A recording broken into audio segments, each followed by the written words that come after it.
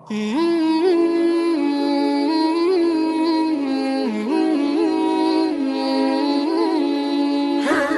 ini pemuja Allah serius. Saya itu kalau ngaji, ya ngaji biasa belajar, itu sering nangis, nangis seneng.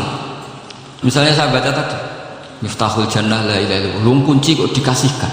Kita ini masuk neraka gak pantas, enggak bawa kuncinya kok masuk gitu. Harusnya kita ini masuk surga, kita kan pegang kunci surga, gak pegang kunci neraka. Maka aneh kalau kamu masuk neraka itu aneh. Coba kita pegang kunci surga apa kunci neraka? Tapi kadang teman saya suon rokok sama kunci ini.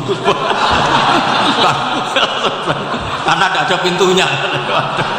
Terus saya bilang, kamu kok tahu? Memangnya mau ke sana kata saya. Saya tidak punya rencana tahu neraka. Dan saya meskipun guyon itu serius. Bedanya orang alim sama tidak itu di situ. Kalau orang alim itu guyon itu masih benar, masih serius. Coba saya bacakan ayatnya. Ala inna awliya Allahi la khaufun alaihim wa lahum yahzan. Terus lahumul busyra fil hayatid dunya fil akhirah. Artinya kalau mungkar nangkir dengan penampilan garang gitu, berarti ada ketakutan apa enggak? Ada. Padahal ciri utama walinya Allah tidak ada ketakutan. Makanya itu termasuk dalilnya Sayyid Muhammad. Tidak semua orang alami seperti itu, karena wali-wali itu la khaufun alaihim wa lahum yahzan. Wah anak kiai temukan kerja buat tidur bedek. Iku derseger kalau pertanyaan konan santri piye? Lho isen wis kiai dihanduti mungkar nakir lho. Malu gak kira-kira? Mesti pelengahan konan santri piye? Nak jawabannya gampang karena pernah ngajar tauhid. Makanya Sayyidina Ali ini ceritanya ada di kitab Nurul Dholam. Sama lihat di kitab Nurul Dholam karangannya Syekh Nawawi Banten. Itu Sayyidina Ali itu ya, andekan orang biasa mungkin ya agak-agak hasut, tapi ini wali gak boleh kamu katakan. Dia itu mantel sama Umar. Orang kok setiap orang pernah dibentak. Apa dia berani bentak mungkar nakir? Penasaran. Bagaimana perangnya Umar itu berlanjut enggak gitu kira-kira. Akhirnya minta, ya Allah saya minta kasok. Ya karena yang minta Sayyidina Ali karena mau wajah dituruti sama kasok. Dilihat Sayyidina Umar pas meninggal itu. Jadi hasud itu ya kadang penting asal baik. Loh betul, bahasa Kanjeng Nabi kadang la hasada illa fisnaten. Itu Nabi bahasakan ya hasad. Gus Verson saja yang menafsirkan ghobtoh itu kan gaya-gayanan sebagai ulama. Aslinya Nabi ngendikannya itu la hasada illa fisnaten. Ulama yang ganti itu namanya ghobtoh. Wong Nabi sendiri nyebut hasad, kamu tafsiri ghobtoh. Ya hasad ya hasad. Udah tidak usah ditakwil-takwil, pokoknya gitu. Kalau sama nggak percaya nggak apa-apa. Kok gitu aja kok repot. Karena sama nggak percaya kemungkinannya dua. Satu nggak ngerti.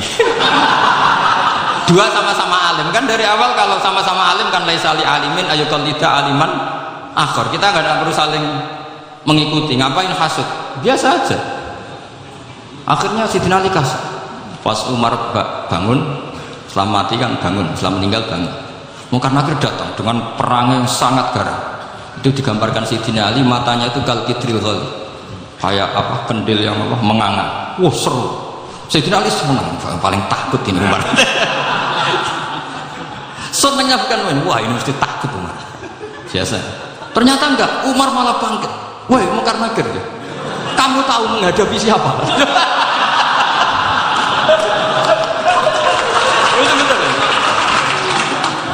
Kamu itu menghadapi temannya ahabbal khalqi ilallah. Yang diandalkan temannya bukan dia. Kamu tahu yang kamu hadapi, saya ini teman kekasihnya Allah. Jadi boleh kamu mengandalkan Mbak Firjon. Tapi nanti resikonya mungkar tanya, itu Firjon siapa? Wah itu masalah kan. Makanya syaratnya wali itu harus ma'rufun fis sama. Di langit sudah populer. Makanya dulu ada orang yang saking seninya Abdul Qadir ditanya apa saja jamnya Abdul Qadir Al-Jilani, itu aman karena beliau populer. Makanya program kita harus populer dulu di langit. Nah, itu nanti kalau dicatut oleh santri-santri nggak apa-apa. Kalau nggak populer nanti ditanya, itu siapa? Masalah. Umar itu yang dibanggakan itu, kamu tahu saya siapa? Ya tidak tahu, saya ini temannya kekasihnya Allah.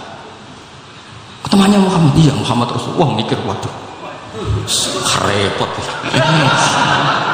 Loh di dunia aja gitu kan, temannya presiden, temannya panglima, apalagi ini temannya Sayyidul Awalin wal Akhirin. Di dunia aja bilang temannya presiden, menteri, orang sudah takut, apalagi ini temannya Sayyidul Awalin.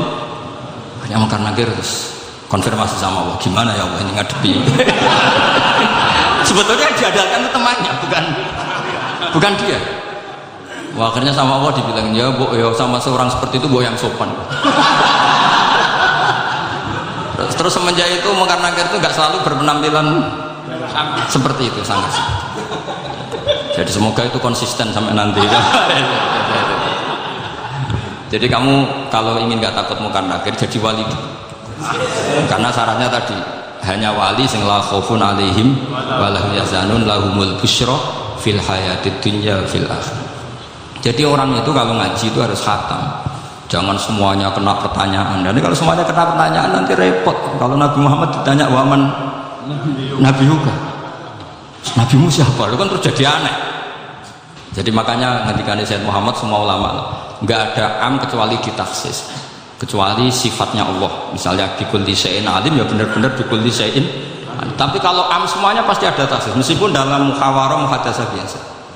Misalnya contoh gampang, istri kamu baru seneng kamu, mas nak pengen apa-apa itu lapor aku, gak apa-apa mas, mesti aku seneng nak sama lapor. Iku dia aku pengen wayo. Wah langsung jadi apa wae. Mesti apa wae maksudnya kecuali itu. Gitu. Padahal kalau ngomong, mas sampean ingin apa saja tak dukung. Sampean bilang, pengen gue iku wayo. Kira-kira disetujui apa enggak? Sama seperti kita kalau punya teman akrab, wah senang omahku gak apa-apa, anggap omahmu dewe, terus mlebu kamar. Jadi tidak ada am kecuali di taksis. Artinya kalau ada cerita kalau orang mati pasti ngalami ditanya mungkar nakir, itu pasti ada am yang di taksis. Itu pasti gak dialami para anbiya, para auliya. Karena ciri utama wali itu la khaufun alaihim walahum yahzanun. Kemudian saya yang mau cerita ya, supaya sampean bisa menghadapi dunia global ini, tak bawa tafsir Munir termasuk tadi. Ini saya baca ini karangannya Syekh Nawawi karena tadi kata Mbah Firjon ngaji itu harus sama orang yang bersanad. Saya ini kalah sama beliau itu berkali-kali. Secara nasab saya harus manggil Mbah. Secara silsilah ilmu saya juga kalah lagi. Saya sering disewani sama cucu-cucu Syekhona Khalil. Kiai Siddiq itu termasuk murid dekat beliau Syekhona Khalil. Kalau itu berarti kan Gus Wirjon, Ahmad, terus Mbah Siddiq. Mbah Siddiq ngaji Syekhona Khalil. Syekhona Khalil itu pernah ngaji langsung sama Sayyid Zaini Tahlan. Berarti beliau dari Sayyid Zaini Tahlan itu baru generasi kelima. Sementara saya itu sudah ketujuh atau keenam. Saya, Mbah Mun, Mbah Karim misalnya, Mbah Hashim, Mbah Mahfud Termas, Sayyid Abi Bakar Sato yang arahnya Anatul Talibin, baru Sayyid Zaini Tahlan. Berarti saya ketujuh, kalah lagi. Tapi untuk jadi wali biasanya cepat saya. Karena syaratnya jadi mbah itu ngalah demi putu. Jadi kalau beliau ngotot, saya dulu Gusti saya mbahnya, wah itu mbah yang nggak baik. Pasti jatahnya dikasihkan apa? Cucunya dulu. Makanya Abdul Muthalib itu orang yang dapat wangsit, tapi yang jadi nabi itu cucunya. Jadi dalil saya banyak. Sebenarnya Abdul Muthalib itu sudah sering dapat wangsit. Karena saya bahasakan wahyu, Nabi yang protes, enggak nabi kok dapat wahyu. Tapi sebetulnya Abdul Muthalib itu masyhur. Kalimat-kalimatnya menunjukkan bahwa beliau itu sudah dapat wahyu kalau nanti cucunya itu jadi nabi. Makanya senangnya bukan main Abdul Muthalib sama Rasulullah. Putu seneng, mbah seneng putu. Jadi mungkin, jadi sampean enggak usah protes loh. Yang jadi wali kok cucunya. Loh, betul. Dulu Mbah Hamid Pasuruan itu kalau Mbah Ahmad Siddiq ke sana, Mbah Hamid Pasuruan kalau manggil Mbah Ahmad Siddiq itu paman. Tapi pamannya minta ijazah ke ponakan. Apa ya gara-gara itu memang. Kalau itu masih berlaku apa? Ngalah tadi. Kayaknya masih apa? Hawane masih. Hawane masih. Karena melihat tren-tren langit masih gitu kayaknya masih. Masih itu. Ya, tapi banyak tetap dapat jatah, tenang saja nanti. Tapi memang sebaiknya mbah itu lego. Rasulullah Muhammad SAW itu terkenal min dzurriyyati Ibrahim. Tapi kata Rasulullah, ana dakwatu Ibrahim wa bisyaratu Isa. Aku nganti ngene iki barokah dongane Nabi siapa? Ibrahim. Jadi dongane Nabi Ibrahim ya tiba teng putu. Jadi banyak bukti bahwa jatuhnya aku butuh gitu. Tadi saya di kamar sama beliau berduaan, nih Mbah jadi wali di sini, aku bebas. Cocokan kan? Nah kenapa saya akhir-akhir ini gulirkan daftar wali? Kenapa? Saya ini resah ya, orang sudah ingin dicintai pejabat, dicintai tetangga, dicintai teman, tapi kadang-kadang orang lupa lagi dicintai apa. Makanya saya meskipun guyon, tapi ini amdan bukan sahwan, supaya orang punya cita-cita lagi jadi wali, ingin dicintai Allah. Kita ini terlalu lama ingin dicintai makhluk, Mbok ya naik kelas sedikit, ingin dicintai Allah Subhanahu wa Ta'ala. Meskipun saya guyon, tapi tadi guyon saya itu lebih serius ketimbang serius Anda. Karena tak pikir, saya tuh kalau pergi itu seneng ngebis, bukan karena saya tidak punya mobil, tapi saya sering mau butuh itu supaya gak diganggu.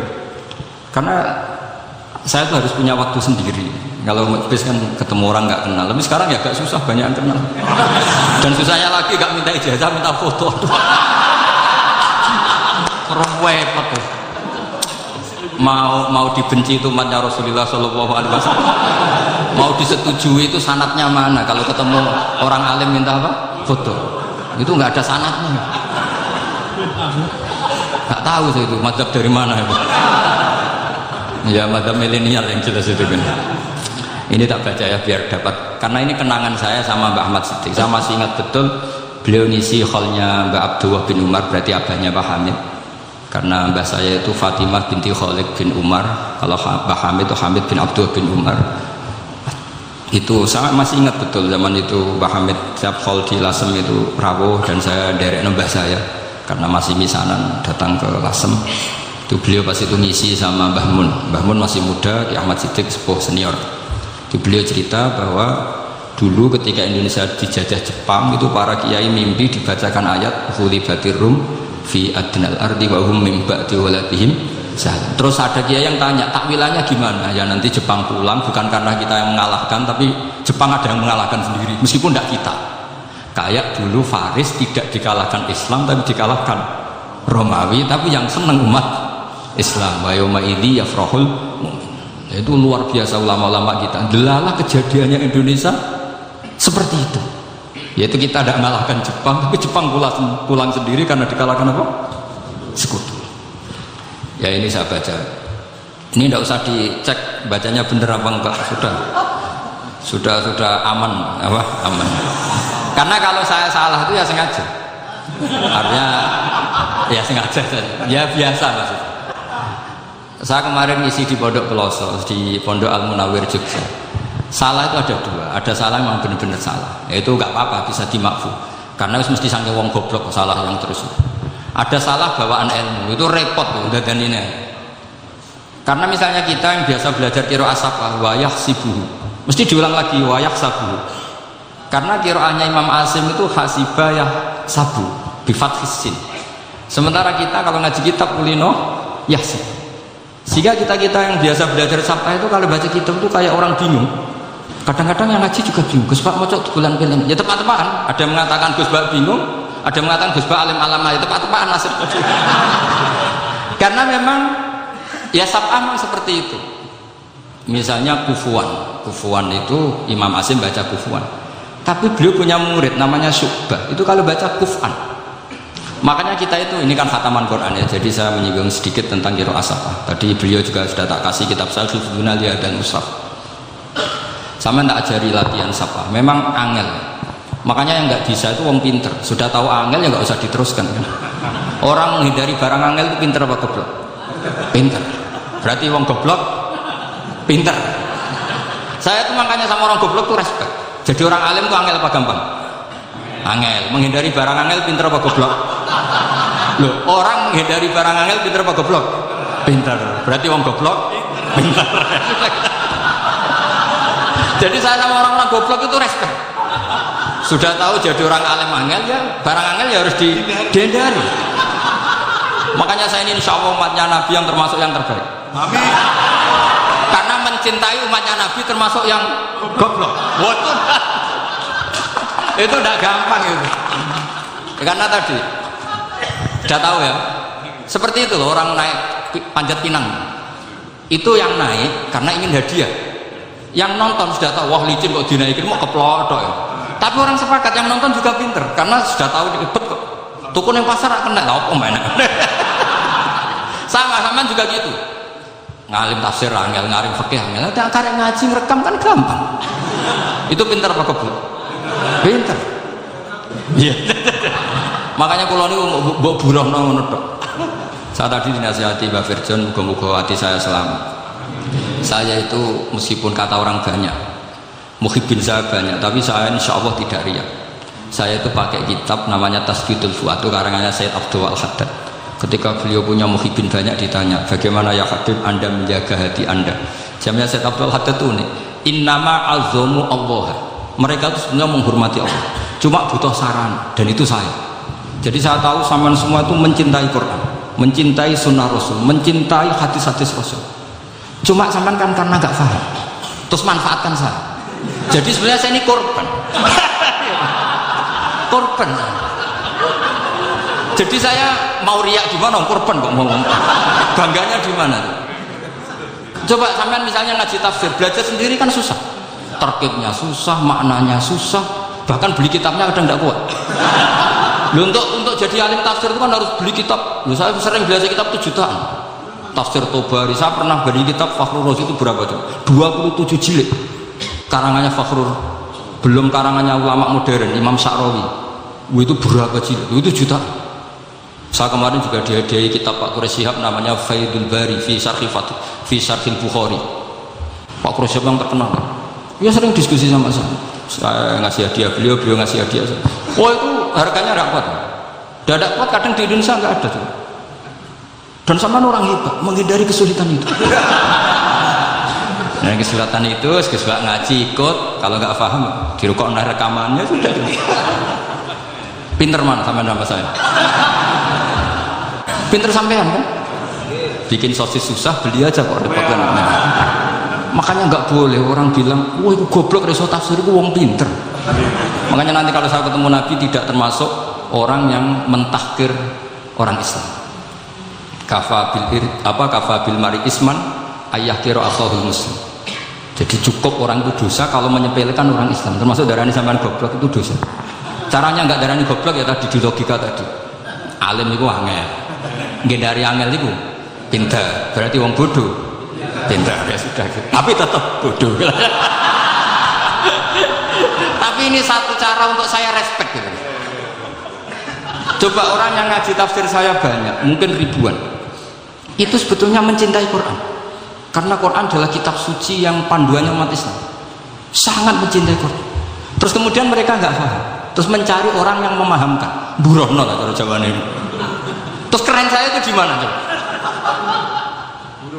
Lah terus mereka kurang ajarnya gini, kalau paham itu yang alhamdulillah paham. Kowe nak ngaji niku wae ngono tok. Tapi nek ora paham, ora jalan akal. Mari Gus Ban ana cepet mulane gak paham. Ora kok nyalano teke sing lelet. Oh itu kan masyaallah naudzubillah tenan. Sebetulnya tingkat kurang ajarnya tinggi Gus. Jadi kalau nggak paham itu kadang nggak nyalahno uteke, kayak mau misal mau mari mikir aja jelas, padahal misalnya jelas orang mesti paham, bodoh kan? Paham? Jadi kata Sayyid Abdul Haddad, innama azzamu Allah. Sebenarnya mereka itu sangat menghormati Allah. Makanya kita nggak perlu mengatakan wasilah itu kafir, nggak akan. Karena orang tawasul sama Rasulullah itu ingin dapat ridhonya Allah lewat orang yang dicintai Allah.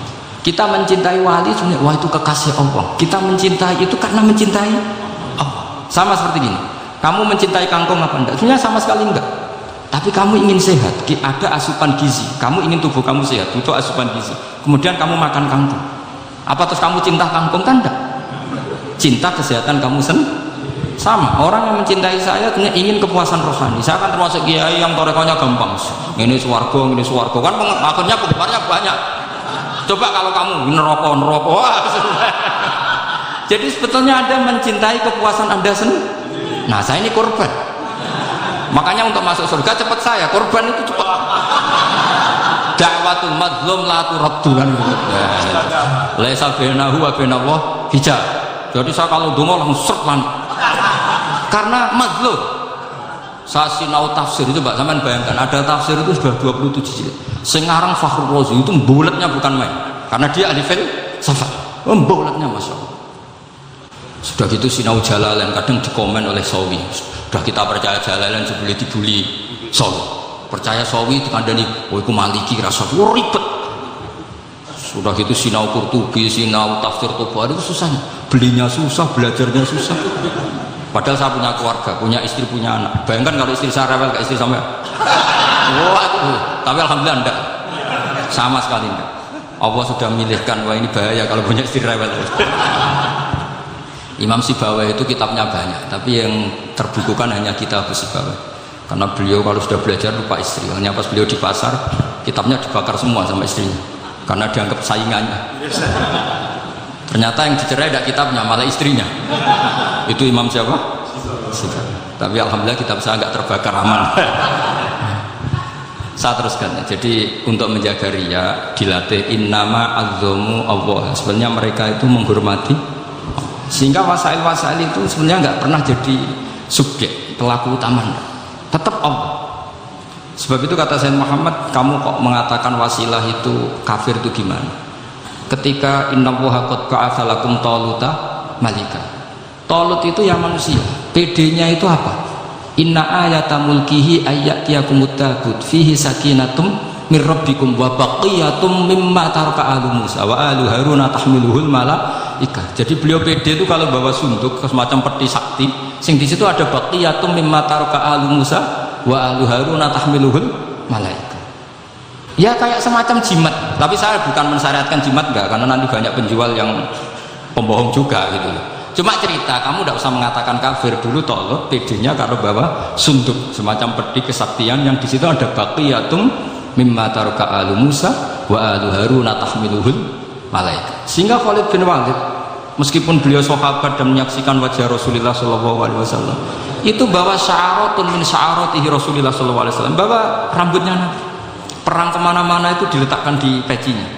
Nanti sampai tanya lagi, masa pakai peci Khalid bin Walid ini? Wah panjang, sampai itu repot.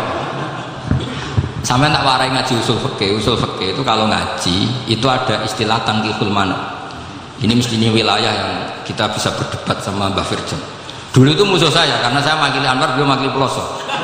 Tapi tahu-tahu kalah tua terus saya mengundurkan diri.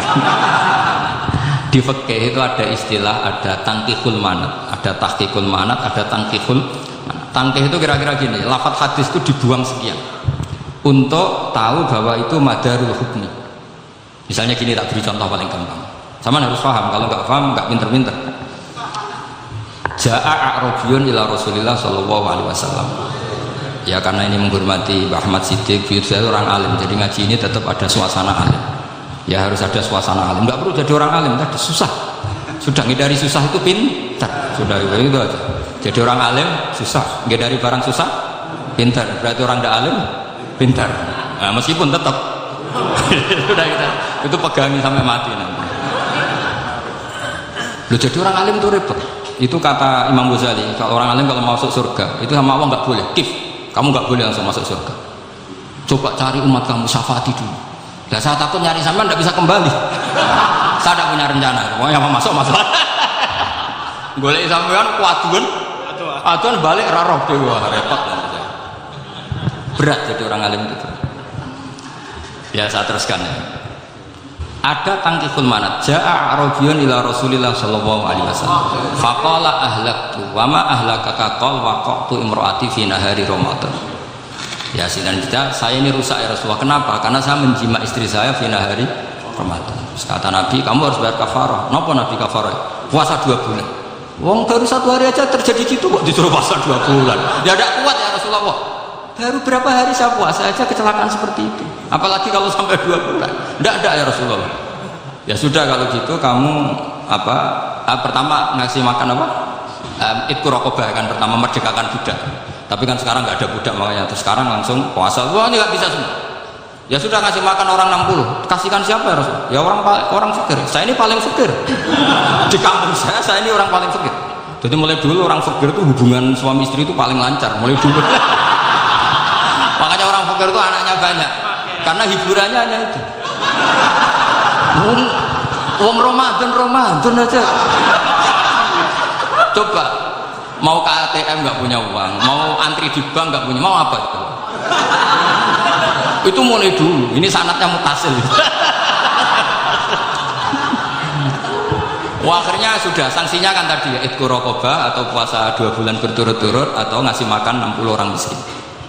Lalu kata ahli usul fikih, kata Arabi dibuang, nggak menjadi catatan hukum.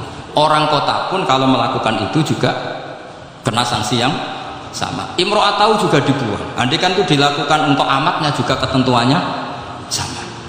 Nah sekarang perdebatan antara Imam Syafi'i dan Imam Malik begini. Sekarang pertanyaan gini, jima istri itu hukumnya boleh apa haram? Boleh. Lalu kalau ada orang tanpa udzur kemudian makan siang-siang, cara Imam Malik hukumnya sama, harus kena sanksi yang sama. Karena sama-sama hadku hurmati Ramadan bighairi uzrin syar'iyyin. Sama-sama merusak hukum Ramadan tanpa udzur syar'i. Lu jima itu tidak zina. Kan hukumnya jaiz. Nah, sekarang makan hukumnya jaiz, harusnya juga kena ketentuan yang sama. Cara pikirannya Imam Malik. Nah, alhamdulillah Imam Syafi'i gak setuju. Wah, cara setuju repot. Bahkan orang-orang Syafi'i sudah punya khilaf, kalau gitu minum dulu. Iya, biar iftarnya pakai minum. Setelah minum baru jima kan. Ini sudah menyiapkan khilafnya. Ini khas Syafi'i ini, bongso ngerekayasa hukum. Nanti bisa belajar jauh cara ngakali hukum. Makanya guyonan yang masyhur Gus Dur itu gitu. Ada seorang kiai atau Gus ya punya salah, namanya manusia kan punya salah, entah cangkruk entah apa, pokoknya punya salah. Ada wartawan yang ngiranya semua kiai itu orang suci, sehingga tanya sama Gus Dur, Gus itu ada kiai kok ya pokoknya salah kan? Tapi jangan bayangkan dosa besar, kecil-kecil aja. Itu gimana? Padahal kiai kan orang suci. Jawabnya Gus Dur, ya justru yang boleh salah itu para kiai, kalau kamu nggak boleh. Loh, kok bisa Gus? Karena mereka tahu caranya tobat. Repot. Kalau kamu nggak tahu caranya, sama pelanggaran hukum itu ya harus pakar-pakar hukum. Itu yang tahu caranya rekayasa. Kalau kamu ya kena pasal kan ya. Jadi kamu jangan niru saya ini punya sekian cara untuk pembunuh. Nah itu namanya khilaf. Makanya kata Sayyid Muhammad, kamu tidak usah anti khilaf, karena Abu Hanifah itu membolehkan khilaf. Kita tuh khiyam. Yang penting kamu soleh dulu. Setelah soleh nanti Allah maklumi. Soleh dulu, syaratnya soleh dulu. Kalau tidak soleh jangan. Contohnya gini, ada orang mau puasa lemes sekali, mau makan, gampang. Kalau langsung makan kan kayak hadku hormati Ramadan bighairi udzrin syar'iyyin. Aku langsung mau jembera sowan Mbah Firjon. Sudah status saya Pak, musafir. Nah, sudah berangkat aja sampai Tuban makan. Nanti kalau nggak jadi ya nggak apa-apa sudah. Kan mulai pergi sudah musafir. Saya tidak tahu nanti malaikat tertarik gebuki nggak tahu. Tapi itu ada khilafnya, asal soleh. Karena kata Sayyid Muhammad dan semua kitab mengatakan itu. Kalau sama nggak tahu ya kebablasan. Nabi Ayub, yang nabi yang terkenal Gudikan itu siapa? Ayub. Nah, itu yang Israiliyatnya akan seru. Gudikan dikukur baik kreweng itu terlalu lah kalau itu. Untuk kreweng konti, orang Arab orang kreweng itu sudah masalah. Ya. Singkat cerita, Nabi Ayub ketika diasingkan kaumnya itu kan nggak punya sumber makanan. Lah orang lelaki itu mulai dulu egois. Istrinya Nabi Ayub itu cantik sekali, udah cantik rambutnya bagus. Makanya kamu nggak usah tanya kenapa istrinya kayak banyak yang cantik. Ya nah warasatul anbiya nggak boleh gitu. Kalau nggak cantik ya warasatul anbiya dari segi balak. Istrinya Nabi itu semuanya cantik. Nggak usah tanya sebabnya apa, pokoknya gitu semuanya cantik. Singkat cerita, beberapa kali istrinya Nabi Ayub itu kerja demi bisa nafkahi Nabi siapa? Suatu saat itu tidak ada pekerjaan yang cukup untuk beli roti. Satu-satunya peluang dapat rezeki itu putrinya raja itu rambutnya berondoli.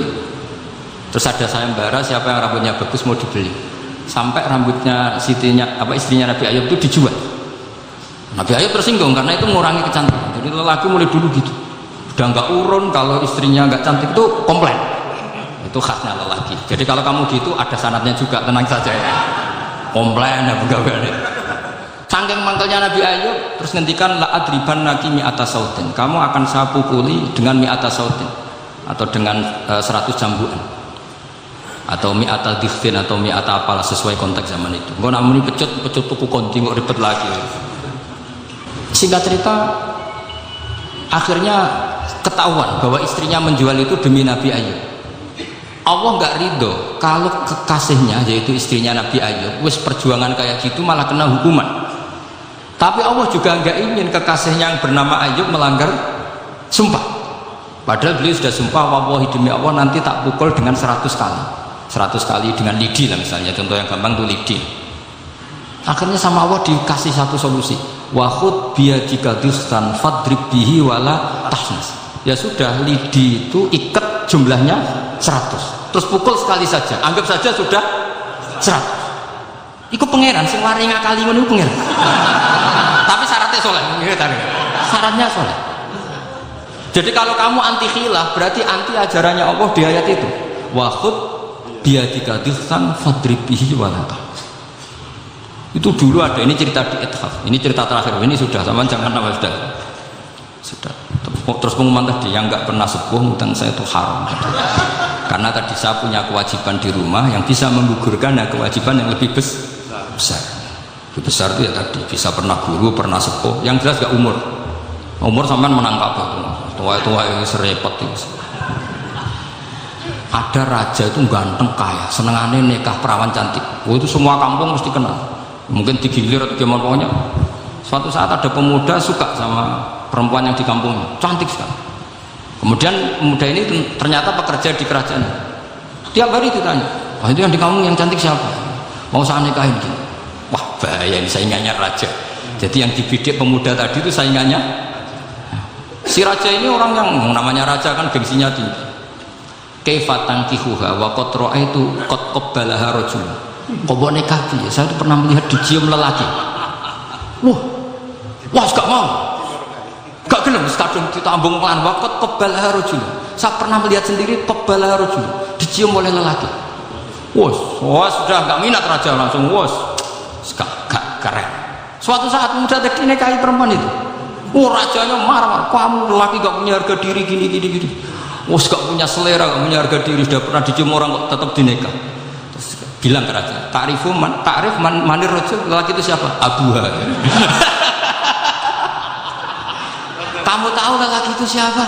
Sob, Abuha, bapaknya. Saya kan hanya bilang rajulun, pernah dicium lelaki.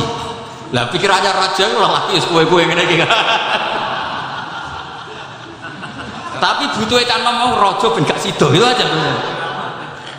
Baru kayak digulirkan gitu, wakot kebalah rajul. Wah nggak mau. Setelah itu satu saat pegawainya tadi nikahi perempuan. Kamu nggak punya harga diri gini. Kamu tahu mandir rajul apa Abuha? Wah nak ngono gak apa-apa. Lah monggo sakniki wis bojo kula. Ora trimo wis diambung wis macam-macam. Lah itu namanya khilaf. Apa? Khilaf. Kalau di Balawar disebut tauriyah atau apa. Tapi saya tidak ngajari sampean seperti itu. Sudah pinter sebelum saya ajarin. Bangsa ngakali kan sudah pinter. Saya kira demikian.